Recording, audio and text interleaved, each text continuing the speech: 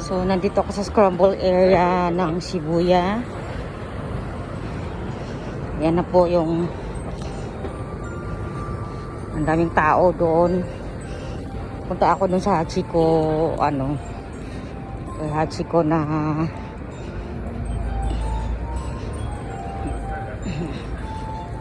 okay. Tawid. At dalawang bar lang, go.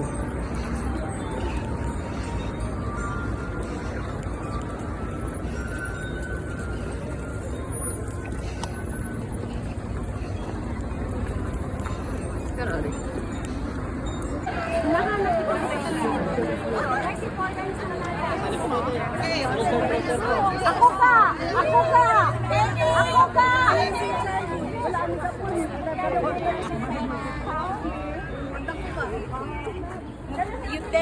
Nani, ano daw si Kumo na nag-isa lang.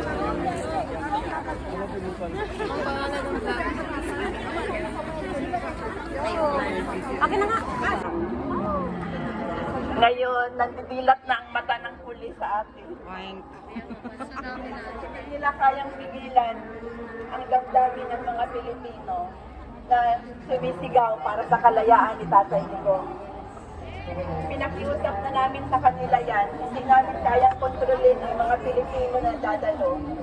Kung kami lang, okay yun, 150. Kaya lang si Duterte nang pinag-uusapan dito. Kaya wala din silang magawa. Ayan, dumadami pa rin tayo, nadadagdagan pa rin tayo. So, kasi lumapag na tayo sa usapan namin, ang gagawin natin sa mga